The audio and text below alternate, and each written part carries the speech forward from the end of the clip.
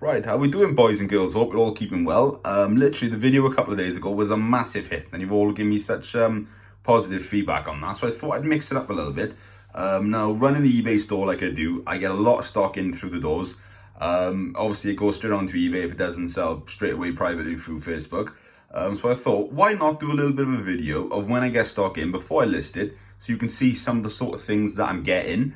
You know, and it's sharing content for all of you as well then. So I'm just in my home office at the minute, so I brought a few things over to list on eBay, and I thought I would share a few things with you. You know, if you like this idea, let me know. So if that's the case, I can bring you a lot more die-cast stuff, because the car talk stuff you seem to absolutely love back in the days. So I've picked out a few random models from a collection which I purchased about 3-4 weeks ago.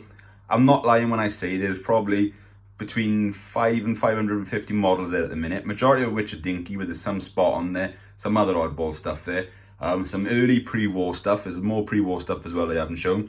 But a lot of commercials, Dinky cars, French stuff, Spanish Dinky. Some absolutely incredible things, I'm not going to lie to you. But there we go, it's enough talking. Let's show you some models. I'm going to start off with this French Dinky Carmen gear. Just look at that. I absolutely love them. You know, being a Volkswagen man myself, this is stunning. You know, look at that. The shine on that as well. How clean that base is. And we've got the light reflection, but look at that. It's absolutely stunning. Original white tyres. Love it. Absolutely love it. Put that aside. Now I tell you what, the 20 series Dinkies and the 30 series Dinkies, I love them. Just like this Oldsmobile. Just check that out in the blue. Now there's a lot of early stuff in this collection. A lot of late 30s, late 40s, right through to early 50s stuff as well. You know, there's a bunch of nice models there. American stuff, British stuff. And so many of these cars have all the different colour schemes as well, which is amazing to see. I just look at that. Condition wise on that, gorgeous. Doesn't look like it's had barely any use. That's original paint on there. I've got to clean those axles up as well with the tyres. You know, a couple of little chips here and there, as you would expect. So at the end of the day, they were toys. That's what people forget, even like collectors myself sometimes. I just think, oh yeah, they're toys, you know, it's a bit of wear in them. It's nice to see. I'm going to move this one, because that's the rarest one of them all. And I move that out of the way, and let's have a look at these Frazer Nashes. Just check that. Now what got me with this, the original factory windscreen on it would appear that it's been fitted in backwards, even if it's bent over time in age. I'm not going to play about with it too much, but it's the original screen because it's still connected underneath, which is nice. Obviously it's sat, so you've got a flat spot on the tyres.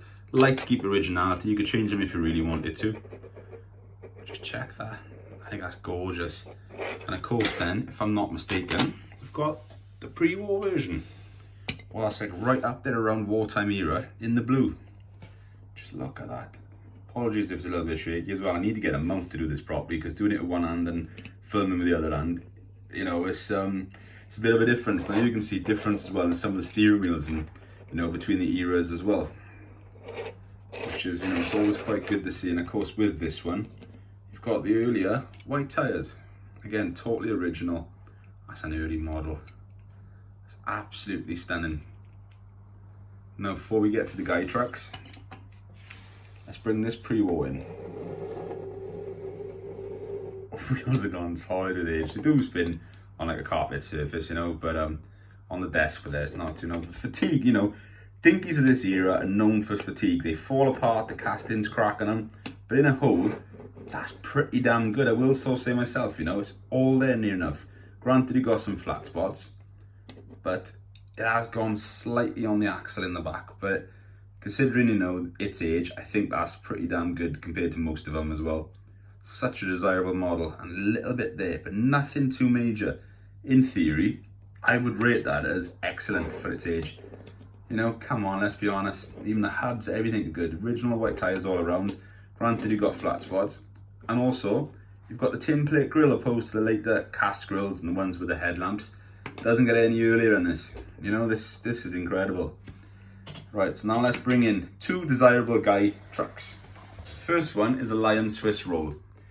You know, granted, condition isn't very, very good on this one at all. It's a bit played. The box is stunning.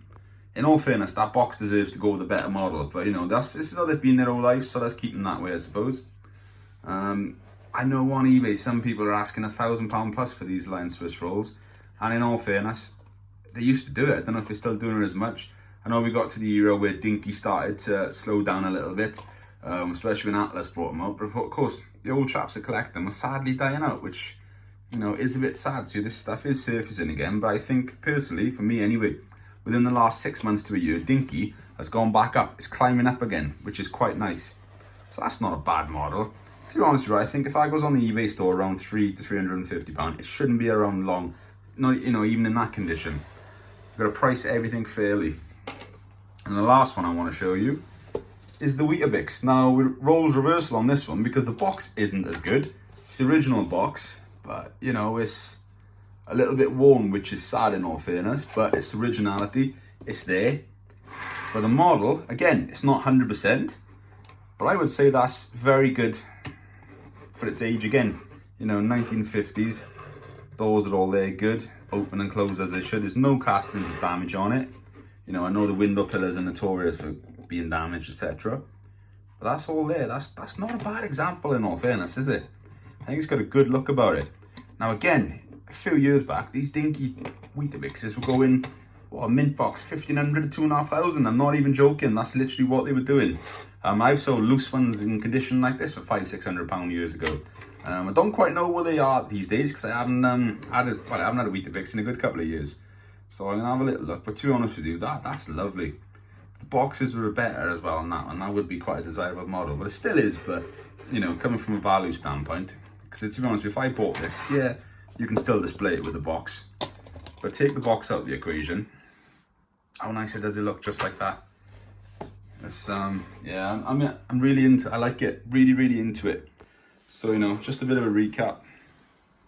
Here's some of the other ones we chatted about, and just let me know if you like the idea of doing this, because I can do it more often if you really wanted to.